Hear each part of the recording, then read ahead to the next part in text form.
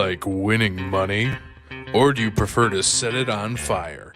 Well, either way, you're in luck. Here's this week's edition of Big Al's Big Five. Let's win some money. Oh, welcome in. It is a new week, and there will be a new opponent because Shawn has been defeated. We are bringing in this guy, new to gambling, but he's been doing pretty well so far. I know him. I've known him for a very long time. It's my Faja, CB, Chris Brault. Welcome. Hola, senor. Spanish? I don't speak That's Spanish. all. There's 3 years of Spanish. That's all I got. Same. 4. Yeah. So, I mean, let's just get into it. This week, I didn't really love any of the slates, to be honest with you. We were actually, fun fact, sports gambling is legal basically only in Green Bay at one particular location. We went yesterday and played some bets. I didn't like any of those lines. I don't feel comfortable with any of those lines. So thank God Utah covered last night in the Rose Bowl. That's all I have. That's a good game to watch. That was fun. Oh, that was fun. I loved it. Although I felt bad for the Utah kids because I think they should have won. But anywho, moving on to the professionals. Let's start in Dallas. Arizona, 6.5-point dogs. Look, this team, I don't know if they're motivated. They sure as hell didn't look like it on Christmas. Cliff Kingsbury in the second half ever since he's been in the NFL, however long that's been, his records in the second half of seasons suck. I don't have those numbers not good. in front of me. Oh, my God. That Christmas game, you and I actually watched that game together. My God.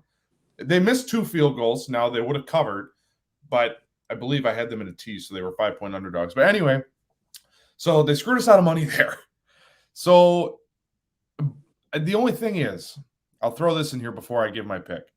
The numbers indicate that Arizona plays better on the road. They have weird home road splits. But in Dallas seems to be rolling. But 6.5 is a big number, and Arizona needs this game. But Kyler's going to have to play Superman. But I think there's a lot of value there. So I think Dallas wins, but I'm going to pick Arizona because I think they cover this week. Yikes. Well, you can have that all day. I'm taking Dallas. Dallas is the Honey Badger can't cover 3 guys. Michael Gallup, their third receiver. The Honey Badger's in Kansas City, so he can't. He really can't. Well, exactly. That's what I'm saying. He's not going to travel to Arizona and play on that team because he knows better. But he can't. Gallup could be a number 1 on any NFL team right now, and they're just too much firepower. The 6.5, they're probably doing them a favor. I don't like Arizona. They're struggling. I like Dallas even by multiple scores. I'd say by 10 for sure. I think Dallas is going to roll them, and they're going to roll them pretty hard. Arizona, sorry, you're done. I'm taking Dallas, and I would even say probably 35-24. Yeah, totally. I get it. There's just a lot of value with taking the Cardinals here, but I'm with you. I think Dallas wins this game. Yeah, I think they're rolling. I think you did kind of swing me a little bit, but I'm going to stick with Arizona. That line, you're right. Dallas has to win by a touchdown. That seems doable. Yeah, they're going to roll them. All right, moving on. Let's go to the Midwest, but indoors in the Midwest. The Colts are 8-point favorites at home. Carson Wentz, it is officially official. Carson Wentz will be playing today. He is the QB1. The Raiders need this game. Somehow they are still in the playoff, so they need this game. So I kind of like Vegas to cover here. Their run defense is pretty decent. Carson Wentz, really, at this point, all he has to do is make one throw. Something about Vegas, you just can't kill him. We were listening to a podcast the other day, you and I think it was Bill Simmons said they are the Michael Myers of the NFL. You can't kill them. You really cannot kill them. You can burn them and crush them with a house and do all kinds of stuff, but they're still going to show up. Yeah, so 8 points seems high to me. And this is really just a bet against Carson Wentz. I think Indy wins this game, but I like Vegas to cover here. So I'm thinking you can have them. I'll be back next week because Indy's going to win this game. They have to cover, though. You understand how this works, though. I get it. A lot of points. They win by at least 10. Jonathan Taylor is probably going to have 200 scrimmage yards. They're not going to be able to stop him. Vegas, exactly. I'm with Shawn on that. It's exactly what's going to happen. Jonathan Taylor's going to have a monster day. Indy's just too tough. Their defense is improved. They got to be top 5 in the league. I don't have my stats in front of me, but I mean that defense is tough. They're going to struggle. I do like Hunter Renfrow though for catches. He's fine. So if you're doing prop bets, take Renfrow no matter how many catches, because the guy gets a zillion catches.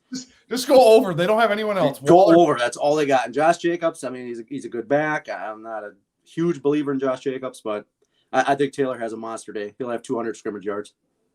Well, and as Shawn points out, he's close to 2,000, which really, I don't want to dampen that because that's a big number and that's really good for him. But he also gets an extra game. Yep. So but I mean, good for him. I mean, on Wisconsin, he's got a real shot at MVP. I mean, this guy's good. He's no joke. You know, we should actually have that debate. Maybe next week, if you beat me, we can have the MVP conversation because we can do it next week. Huh? We can do it next week. You're taking all these crap under bets. Hey, I'm just trying to cover. That's all. Give these powerhouses their due. They're going to roll. That is true. Hold on. Thank you. Let's see. Texter or Dustin Bergini. Thank you, Dustin Bergini, for your comment. Hold on. Which JT are you talking about? You're talking about Jonathan? Oh, he's talking Timberlake. I think he's talking Timberlake. Oh, yeah. Timberlake's a stud.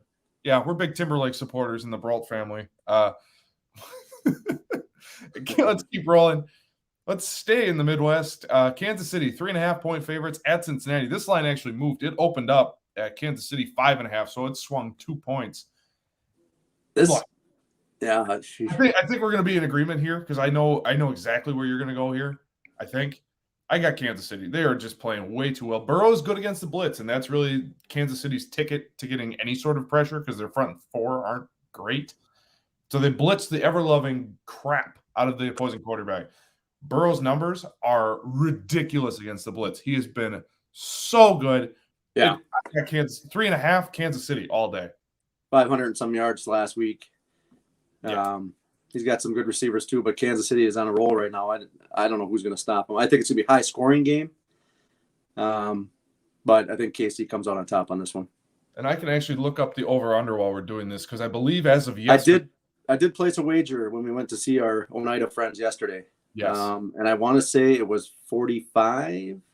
And truthfully, that could have gone up. Let's see. Oh, and actually it did. So, well, it's according to DraftKings. I don't know how the Oneida system works.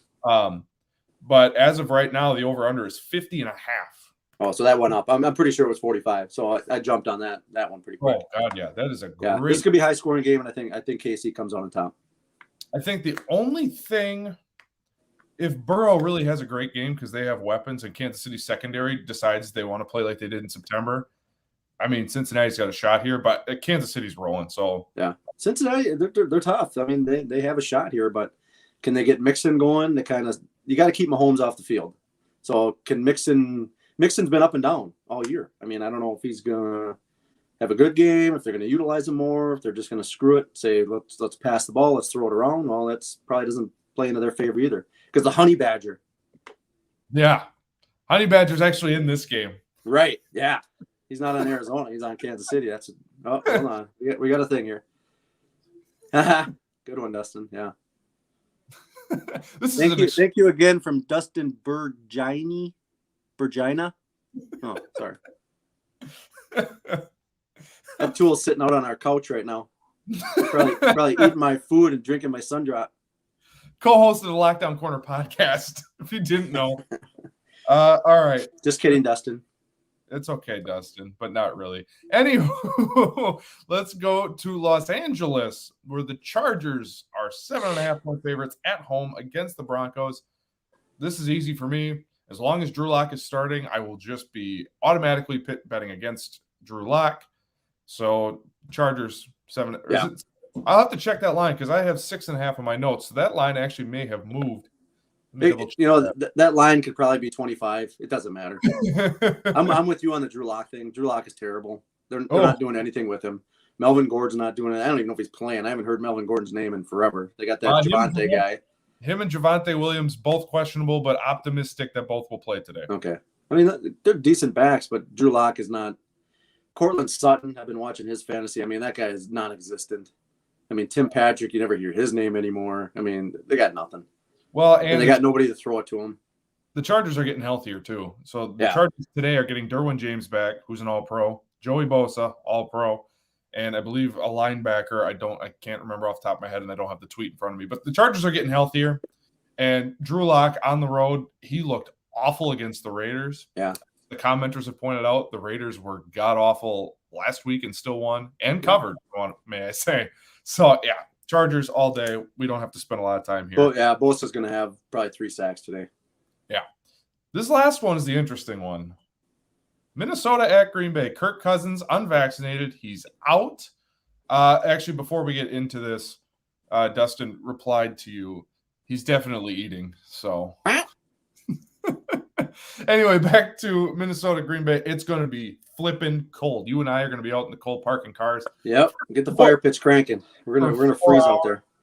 It's just hold on a second. Hold on. We want to fight. Let's fight, Dustin. In fact, if you want, Dustin, I'll send you a link. You need to defend this. I'll send you the link. Oh, wait. I'm on his laptop. Okay. Well, then I guess he's going to have to fight through comments. Drew Lock is bad. End of discussion. Yeah. Bad drops. Isn't this the same? Isn't this the same guy that likes Tyler Haneke too? Well, exactly. Well, maybe that was your other co-host. I mean, they both are. It's just these are the idiots I work with. Let it go, Dustin. Yeah. No, he sucks. Lock is terrible. Okay, we have to move on. I'm not gonna entertain stupidity anymore. We can fight Justin Fields looks like Joe Montana compared to that guy. Thank you. No, well, you know what, Dustin? Save that. I know you're watching. Save that. We will fight about it on the Lockdown Corner podcast, our mothership this week. Why are you flexing in the camera? Wrigley Field. Let's play 2. Okay, we're talking football, but sure. Yeah, I got fine. flowers behind me, for God's sakes. Well, I suppose my background's a little cooler than yours. Not that we're comparing backgrounds. I wanted to go in the aquarium room, but they wanted to set me up in this little office. For those that don't know, my father's not really technologically inclined at all. Sorry. They had to set him up as he was showering and trying to get ready for his appearance today. He got all dialed up, as you can see. So, all right, we got to talk about this game in Titletown. Minnesota at Green Bay. Kirk Cousins out due to COVID. Dalvin Cook, however, from COVID is back. Adam Thielen out for the year. So really it's Cook, Jefferson, and Shawn Mannion commanding that ship. I yesterday when you and I went, the line was at 13.5.